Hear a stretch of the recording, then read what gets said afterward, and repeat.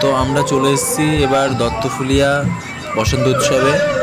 তো সেখানের কিছু মোমেন্ট তোমাদের সামনে তুলে ধরছি, দেখো।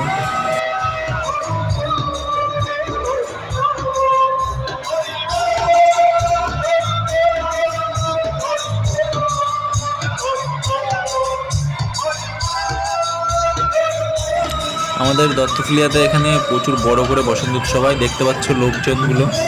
আর সারা মাঠ ভর্তি, মানে বলতে গেলে মাঠ ভর্তি, মাঠে কোনো কিছু নেই, পুরো ফুল রোদ আর সেই লেভেলের গরম পড়েছে।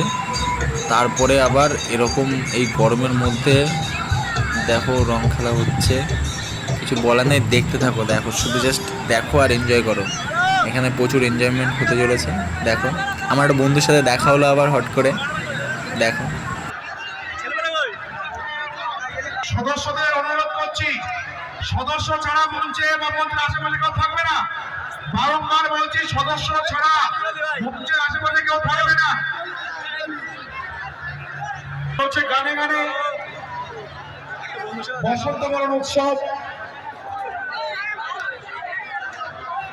তো হেঁটে হেঁটে চারিদিকটা একটু দেখাই, যা গরম পড়েছে এখানে, মানে ঘাম মানে থামছে না এত পরিমাণে। কারণ এই দেখো উপর দিকটা দেখাচ্ছি, উপর দিকটা পুরো খোলা আর সেই লেভেলের রোদ পড়েছে।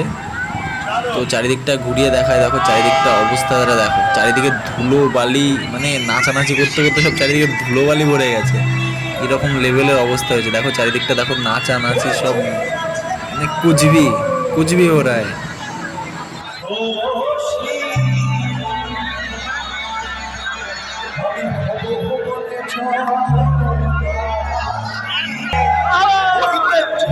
সে জাহানে আমার মনের জাহানে